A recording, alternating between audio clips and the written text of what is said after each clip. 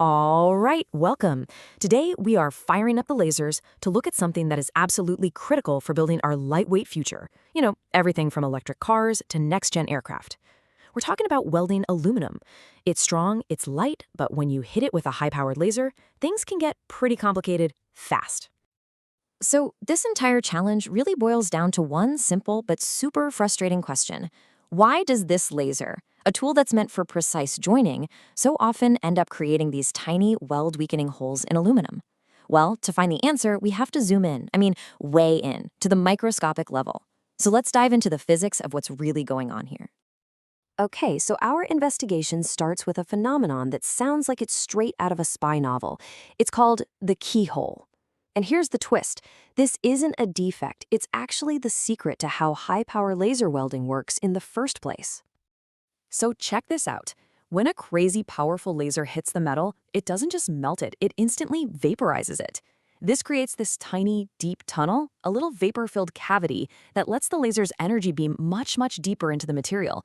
It's like the laser is drilling its own path as it goes, and that is what lets you get those really strong, single-pass welds on thick sheets of metal. Now, this is where the physics gets incredible.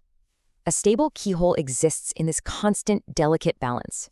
You see that diagram? You've got this intense pressure from the metal vapor pushing outwards, trying to keep the tunnel open. But at the same time, you've got the surface tension of the molten metal all around it, which is acting like a liquid skin, constantly trying to pull it shut. It is a literal microscopic tug-of-war. The main takeaway here is that we need this keyhole. Look at this chart. When you're welding with enough energy to create a keyhole, that's keyhole mode, you get deep penetration for thick materials. The other option, conduction mode, is kind of like using a soldering iron. It's fine, but it's only good for really thin sheets. For stuff like car frames or airplanes, you absolutely need the power and depth of keyhole welding. Okay, so if the keyhole is so essential, why is it such a headache with aluminum? Well, our second clue isn't in the laser, it's in the metal itself. See, aluminum is almost never pure aluminum. It's an alloy, right? A mix of different elements. And some of those elements are, let's just say, a little volatile. And this slide just illustrates the problem perfectly. Let's really look at this. On the left, you've got X-ray images of a laser welding different aluminum alloys. On the right, that bar chart shows the total percentage of those volatile elements in each one. Now follow me here. Look at the A1050 on the far left. That's almost pure aluminum, and you see a nice, stable keyhole. Pretty good, right? But as you move to the right, to alloys like A5083 and A7075, which are packed with magnesium and zinc, look what happens. The keyhole becomes completely erratic, fluctuating like crazy. The connection is it's undeniable. And here's why that happens. Elements like zinc and magnesium boil at a much, much lower temperature than aluminum does. So when that laser beam hits, they don't just vaporize, they practically explode. This creates what's called a spiking effect, and it makes the vapor pressure inside that keyhole suddenly plummet, destroying that delicate balance we talked about, and making the keyhole dangerously unstable. So now we have our two main clues: an essential but unstable keyhole, and a volatile mix of alloys. Let's see what happens when you put them together. We are about to witness the birth of a defect right here. It all starts here. That aggressive boiling of the zinc and magnesium makes the keyholes start to wobble and contort. That perfect balance is gone, and the walls of our little vapor tunnel start to ripple unpredictably. Now, as the laser moves forward, the molten metal behind it starts to collapse inward. You can literally see that bulge forming on the back wall in this diagram. And because molten aluminum has such a low viscosity, it flows incredibly easily, almost like water. This collapse happens in a split second, way faster than it would with something like steel. And there it is. The back wall touches the front wall, and the keyhole collapses on itself. A pocket of metal vapor and shielding gas gets trapped, forming a bubble. And before that bubble even has a chance to escape, the aluminum solidifies around it, creating a permanent little void, a pore, right in the middle of your weld. And that, right there, is a critical weak point. Let's just look at this side by side because the difference is night and day.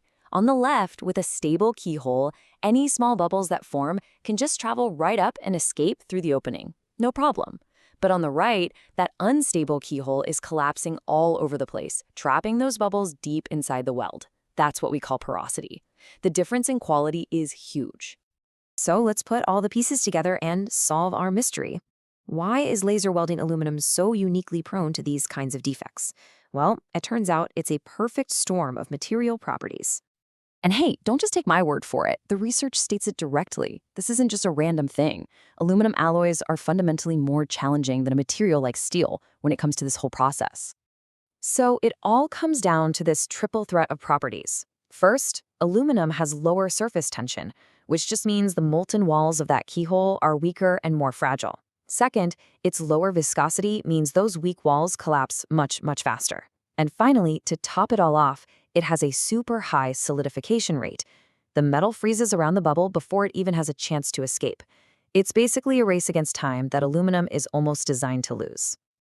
So, does that mean we're just doomed to have weak aluminum welds? No, not at all.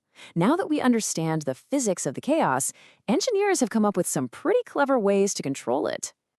Here are a few key strategies. You can actually preheat the aluminum. This lowers its surface tension, which makes the keyhole walls stronger and more resistant to collapse.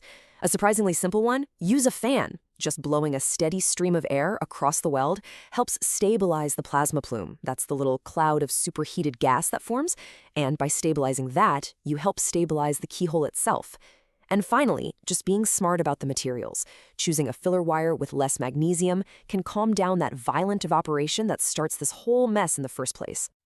So the next time you see a sleek electric vehicle or a modern airplane, you can really appreciate the incredible science that's happening on a microscopic level just to hold it all together. The challenge is huge, for sure, but by understanding this volatile dance between light and metal, we get one step closer to mastering it, making sure the future is not only lighter, but stronger too. Thanks for digging into this with me.